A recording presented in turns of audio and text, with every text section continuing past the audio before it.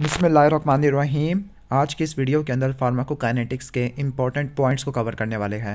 Pharmacology की mainly दो branches हैं, फार्माकोकाइनेटिक, फार्माकोडायनेमिक। फार्माकोकाइनेटिक्स के अंदर अब बॉडी का ड्रग्स के ऊपर इफेक्ट्स को पढ़ते हो, जबकि फार्माकोडायनेमिक के अंदर ड्रग्स का बॉडी के ऊपर इफेक्ट्स क्या होता है इसको स्टडी करते हैं। फार्माकोकाइनेटिक के अंदर एब्जॉर्प्शन, डिस्ट्रीब्यूशन, मेटाबॉलिज्म, एलिमिनेशन आ जाएगा, जबकि फार्माकोडायनेमिक के अंदर mechanism of action, clinical effect, toxicity आ जाएगा। ड्रग ऐसा सब्सटेंस है जिसको हम देते हैं ताकि हमारे कोई फिजियोलॉजिकल फंक्शन उसको मॉडिफाई कर सके या उसको एक्सप्लोर कर सके। ओके, अब इनके रिस्क बेनिफिट रेशियो को देख लेते हैं। फॉर एग्जांपल स्ट्रेप्टोकाइनेस है। स्ट्रेप्टोकाइनेस थ्रोम्बोलिटिक ड्रग है, मायोकार्डियल इन्फार्क्शन के अंदर इस्तेमाल होती है, स्पेसिफिकली ऐसे मायोकार्डियल इन्फार्क्शन जिसमें कोरोनरी आर्टरी ब्लॉक होती है। तो इसका बेनिफिशियल इफेक्ट ये है कि मायोकार्डियल इन्फार्क्शन के अंदर कोरोनरी आर्टरी जो ब्लॉक है उसको प्रिवेंट कर देती है, उसकी क्लोजर को मिनिमाइज कर देती है, लेकिन ये नॉर्मल फिजियोलॉजिकल थ्रोम्बस की फॉर्मेशन को ब्लॉक कर देती है। That is why cerebral haemorrhage हो सकता है। जो स्ट्रेप्टोकाइनेस है पेरिफेरल वैस्कुलर डिजीज के अंदर इस्तेमाल नहीं कर सकते। अब हम देख लेते हैं रूट्स ऑफ ड्रग एडमिनिस्ट्रेशन को। जो ड्रग एडमिनिस्ट्रेशन है इसके मेनली दो रूट होते हैं, लोकल और सिस्टमिक। सिस्टमिक को आगे मजीद दो में डिवाइड करते हैं, एंटीरल, पार एंटीरल। एंटीरल का मतलब है थ्रू इंटेस्टाइन, पार एंटीरल का मतलब है नॉट थ्रू इंटेस्टाइन। जो एंटीरल है उसको मेनली दो में डिवाइड करते हैं, ओरल, रेक्टल और कुछ बुक्स सबलिंगुअल और सबबक्कल में इंक्लूड करती है। पार एंटीरल जो कि इंटेस्टाइन के थ्रू नहीं होता उसको मजीद दो में डिवाइड कर देते हैं, इंजेक्टेबल, नॉन इंजेक्टेबल। इंजेक्टेबल के अंदर इंट्रावेनस, सबकुटेनियस और इंट्रावैस्कुलर आ जाएगा, जबकि नॉन इंजेक्टेबल के अंदर सबलिंगुअल, ट्रांसडर्मल, नेजल और इनहेलेशन आ जाएगा। फार्माकोकाइनेटिक का निमोनिक होता है आदमी, absorption, distribution, metabolism, elimination. Absorption के अंदर drugs initial site of administration से ब्लड के अंदर आ जाती है। अब मोस्ट इंपॉर्टेंट फैक्टर सॉल्युबिलिटी के लिए और एब्जॉर्प्शन के लिए तो वो लिपिड सॉल्युबिलिटी होती है, यानी ऐसे ड्रग जो लिपिड सॉल्युबल होती है वो एब्जॉर्ब हो जाती है क्योंकि उन्होंने जीआईटी के बैरियर को क्रॉस करना होता है। ओके, तो ड्रग्स की फॉर्म्स को देख लेते हैं। ड्रग्स की दो फॉर्म्स होती है, आयोनाइज्ड फॉर्म और नॉन आयोनाइज्ड फॉर्म। जो आयोनाइज्ड फॉर्म है वो वाटर सॉल्युबल होती है, non ionised form lipid soluble होती है। वाटर सॉल्युबल की एब्जॉर्प्शन नहीं होती, जबकि नॉन आयोनाइज्ड की एब्जॉर्प्शन होती है। जो ड्रग है नॉन आयोनाइज्ड फॉर्म में एब्जॉर्ब होती है। जब मीडियम सेम हो, यानी पहले हमने क्या देख लिया, नंबर 1 फैक्टर एब्जॉर्प्शन के अंदर तो वो लिपिड सॉल्युबिलिटी था, number 2 factor of form of drug, number 3 factor है मीडियम।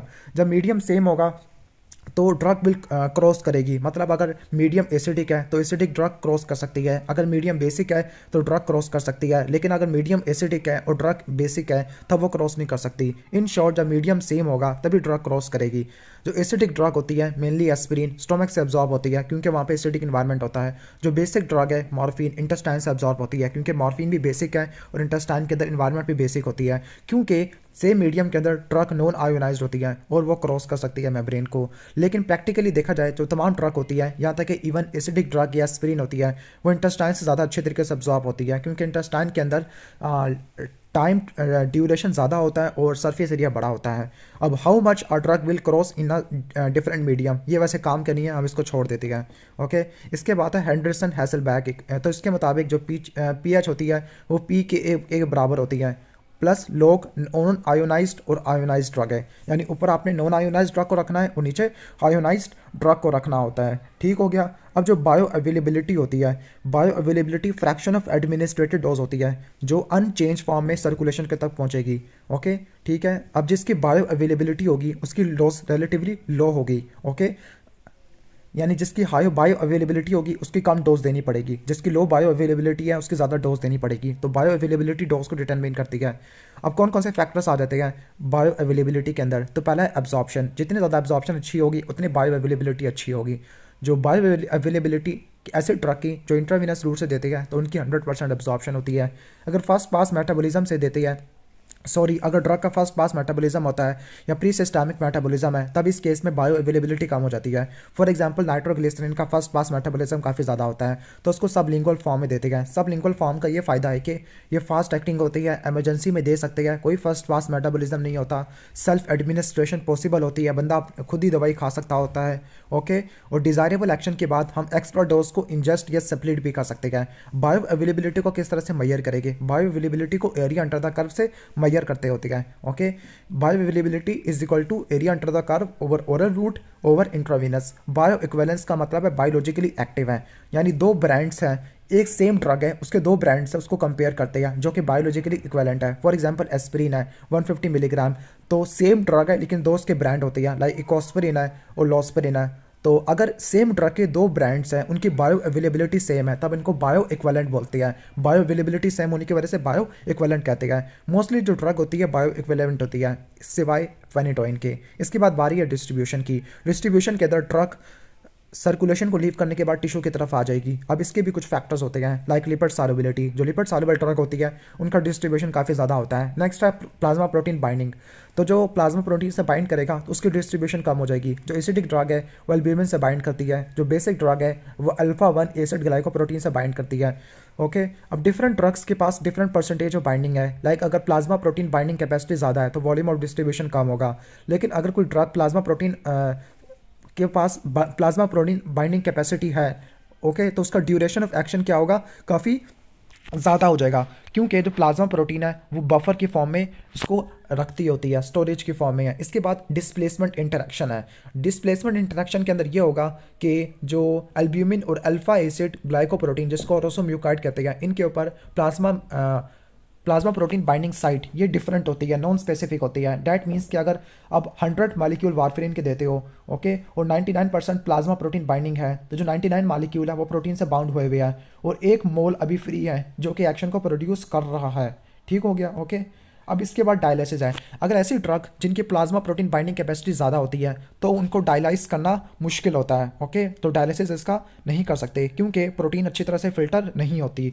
ऐसी ड्रग जिनकी प्लाज्मा प्रोटीन बाइंडिंग कैपेसिटी ज़्यादा होती है तो उनकी फिल्ट्रेशन भी कम होती है। डैट इज़ वाई कि जो प्लाज्मा प्रोटीन बाइंडिंग कैपेसिटी है उसकी वजह से क्या क्या हो रहा है, डिस्ट्रीब्यूशन कम हो रही है, ड्यूरेशन बढ़ रहा है, डिस्प्लेसमेंट इंटरेक्शन है, डायलिसिस नहीं होता और फिल्ट्रेशन लेजर होती है।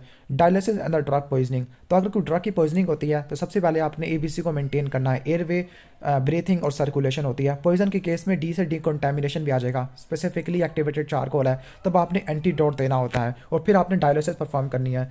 अगर आपने डायलिसिस परफॉर्म करनी है तो ड्रग का वॉल्यूम ऑफ डिस्ट्रीब्यूशन कम होना चाहिए, प्लाज्मा प्रोटीन बाइंडिंग कैपेसिटी कम होनी चाहिए। जो प्लाज्मा प्रोटीन बाइंडिंग हमेशा VD को नहीं बढ़ाती, यानी अगर प्लाज्मा प्रोटीन बाइंडिंग कैपेसिटी कम हो तो वो VD को नहीं बढ़ाती। यहाँ तक कि जो VD है वो दूसरे फैक्टर की वजह से भी कम हो सकता है। लाइक कुछ ऐसी ड्रग्स होती है जो टिश्यू प्रोटीन पर जाके बाइंड करती होती है। अब ऐसे ड्रग्स जिनके लिए डायलिसिस किया जाता है तो वह मेथनॉल है, लिथियम है और एस्पिरिन है। इसका मिमोनिक होता है MA/MLA।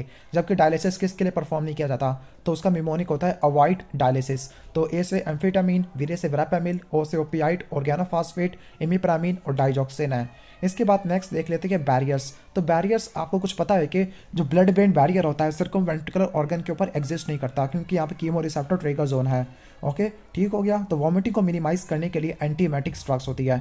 अब वॉल्यूम ऑफ डिस्ट्रीब्यूशन क्या होता है? वॉल्यूम ऑफ डिस्ट्रीब्यूशन का फार्मूला होता है कि जितनी अमाउंट आपने इंट्रावेनस रूट से दी है और उसको प्लाज्मा कंसंट्रेशन से डिवाइड कर लिया है तो उसको वॉल्यूम ऑफ कंसंट्रेशन कहते हैं। लाइक केस 1 है तो केस 1 में 100 मिलीग्राम दी है और 5 लीटर प्लाज्मा के अंदर आई है तो उसका वॉल्यूम ऑफ डिस्ट्रीब्यूशन कितना होगा? 20 होगा।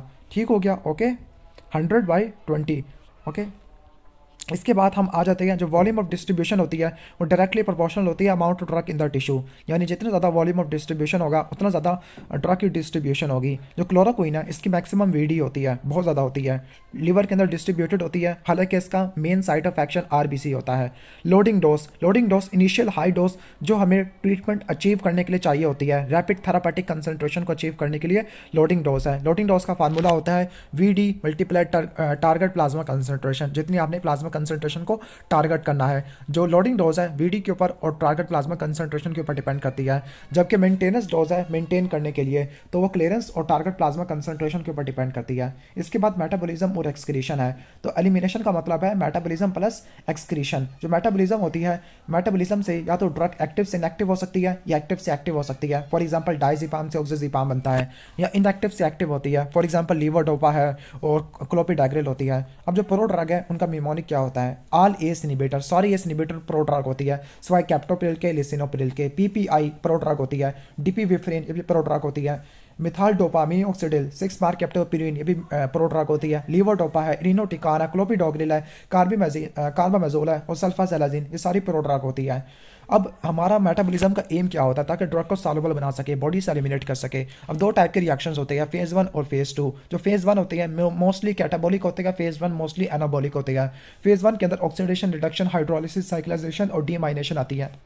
जबकि फेज 2 के अंदर ग्लूकोनाइडेशन है जो कि माइक्रोसोमल रिएक्शन होता है, ग्लूटाथायोन कॉन्जुगेशन, एसिटाइलेशन, मिथाइलेशन और सल्फेशन होती है।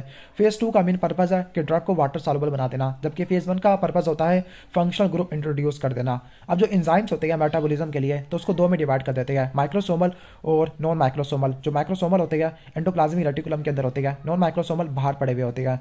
ठीक हो गया, ओके। जो माइक्रोसोमल एंजाइम है सिर्फ वही इंड्यूस या इनहिबिट हो सकते हैं।